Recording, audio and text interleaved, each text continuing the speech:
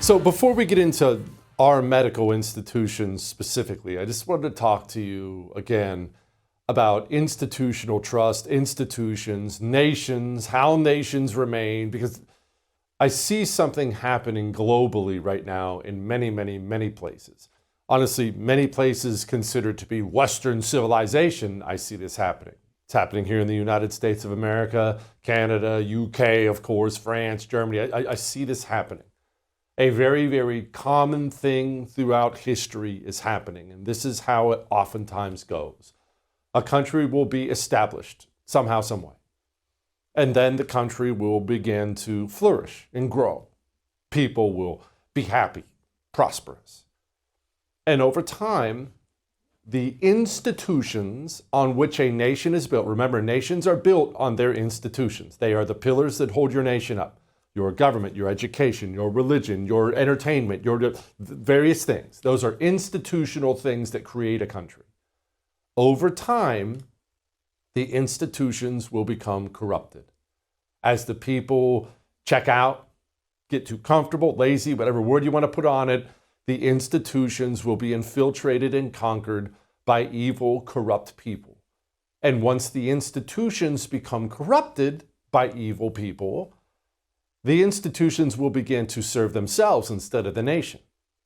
You know, the education institution of a country, it actually should never be to serve the education. It should be to serve the country. That should be the ultimate goal. The government, people inside the government shouldn't exist to serve the government, to better the government, enrich the government, expand the government. The government should exist to, well, help the country, serve the country. But once it's conquered by evil, selfish people, that changes. The institution focuses inward, focuses on itself. And after that corruption happens, the institution will do terrible things. It will lie. Evil act after evil act will happen. And the people themselves will know it. No matter what age you're in. Today, we all have cell phones, right? You can read about it. But no matter what age you're in, the people will begin to pick up on the fact that this institution is turning evil, selfish, and then something disastrous happens. The people will begin to separate from the institution. They will begin to view the institution as the enemy instead of a necessary pillar holding up society. And once you get to that point, the end of that country is in sight. I'm not saying it's happening tomorrow, but you have to have trust between the people and their institutions or the country will end. You cannot have this separation and continue to exist as a country. It doesn't work. And I see it happening globally right now. I know you see it too. Institutions have already broken the trust. Time after time, issue after issue, they've broken the trust. And they're all, virtually all of them, except for here in America, which we'll get to in a moment, but virtually all institutions now are doing what they always do. And it blows me away because the lesson of history is quite clear. The institutions, instead of trying to earn back the trust of the people, open up the books, hold people accountable, instead they double down, triple down on all the evil, selfish things, thus bringing about the end of the country much faster than it would have happened otherwise. Here in the United States of America, our institutions are evil and corrupt as well. Evil, corrupt, dishonest. We don't have to look very far back in history to see an example of just how evil, corrupt, and dishonest our institutions are. Remember COVID? You really should, in an indoor setting, a congregate setting, be wearing masks.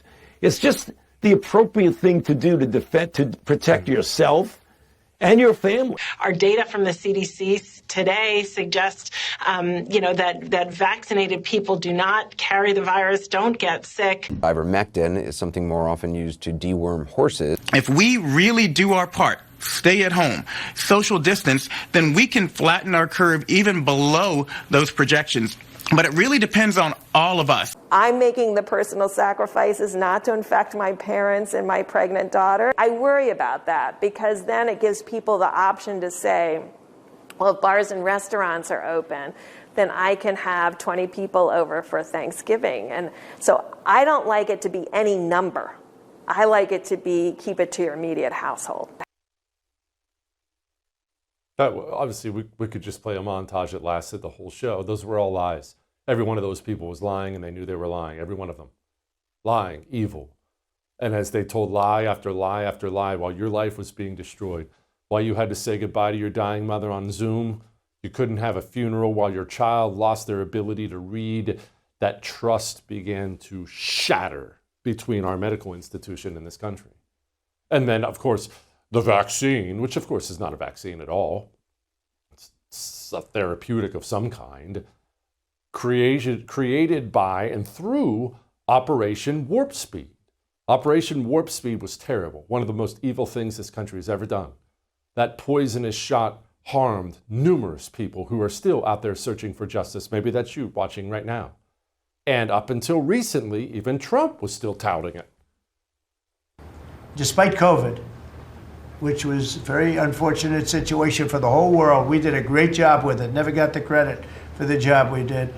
Operation Warp Speed, people say, is one of the greatest achievements ever in politics or in the military, because it was almost a military procedure. But everybody, including Putin, said that Operation Warp Speed, what you did with that, nobody can believe it. And we did a great job.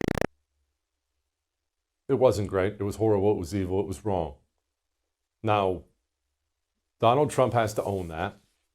Has not really ever done so up until recently. So what happened with Trump and Warp Speed?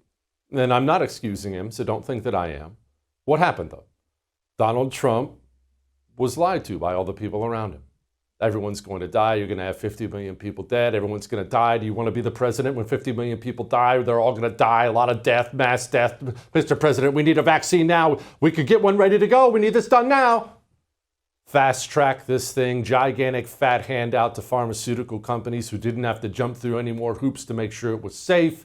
And out it goes. And now we have pregnancies being terminated by the million. We won't even go into that little number. Donald Trump was lied to, bought into the lies, pushed it, and people died.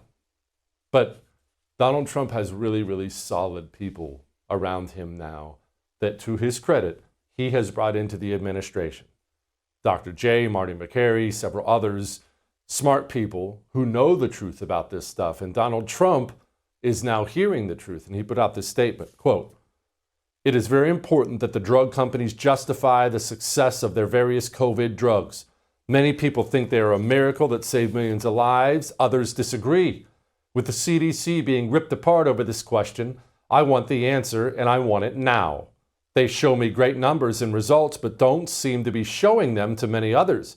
I want them to show them now to the CDC and the public and clear up this mess one way or the other. I hope Operation Warp Speed was as brilliant as many say it was.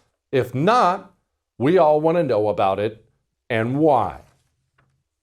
Now, I know if you are somebody still angry about all that, that seems like a small thing, and it is, but it's also not. That is a huge first step, and I will say this, that's more than is happening in any other Western country to earn back the trust of the people in their institutions. You can say it's small. Okay, it's small. No one's doing that in Canada. They're all doubling down, tripling down. No one's doing that in Germany, in France, in the UK. It's not happening anywhere else in the Western world. It is slowly happening here. Bad people are being removed from the government. The Trump administration acknowledging when mistakes are made and fixing those mistakes, like this Susan Monterez. Trump had someone else in mind to head up the CDC. Of course, Big Pharma didn't like him because they're a bunch of evil, poisonous scumbags. So they own a bunch of United States senators, including Republicans like Bill Cassidy of Louisiana. They torpedoed his nomination. Trump went with this Susan Monterez girl for some reason, because there were red flags all over the place.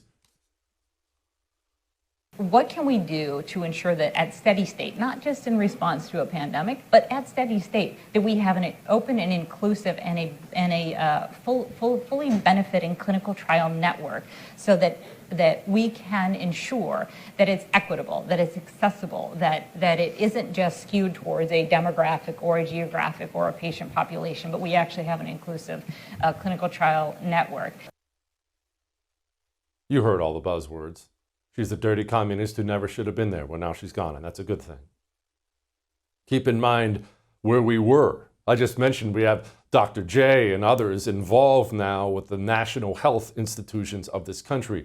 Keep in mind where we were. Remember when they tried to create a new pandemic scare out of this monkeypox thing, and they brought in this muddy buddy on TV to tell you about it? Sure. The confusion that exists, the misperceptions. Yeah, so I think, this virus transmits through very close skin-to-skin physical contact, often in the setting of sexual exposure. But there are other mechanisms for its transmission, including if you touch objects that individuals who've had monkeypox touch, or if you have prolonged exposure to respiratory droplets. With that said, signaling to people who are in the gay, bisexual, other men who have sex with men communities, and also transgender people who have sex with men, that it's really important to have awareness that it's circulating in the community is really a critical part of the messaging, while not generating inordinate concern and really focusing on the infection as linked to an identity. So it's just an infection, it's not linked to an identity, it just happens to be in the social network. No, it's linked to an identity. It's the gay disease that only affects people who engage in gay activity or the dogs they couple with. Yeah, you forgot about that story, right? Those were the people who were in charge of America's health institutions.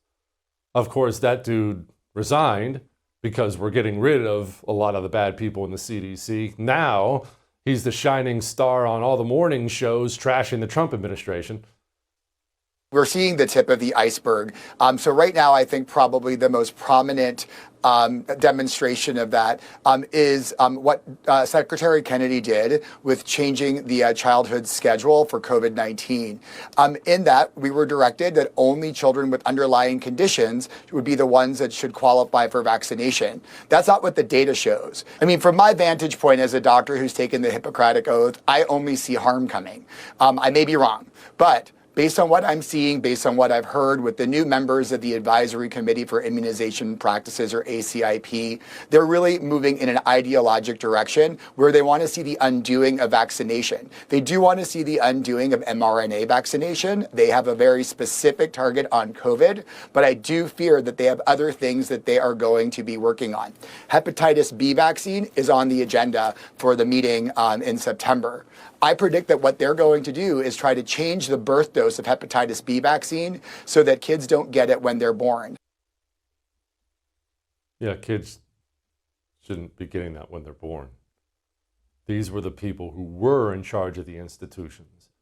They're being removed now. Be grateful that at least some of our institutions are attempting to bring that trust back, to create that bond again. Is it enough? No, it's not enough yet. It's more than we've had. All that may have made you uncomfortable, but I am right. I would thank you for coming to my YouTube channel, but I know how brilliant it is, and I know you love it here.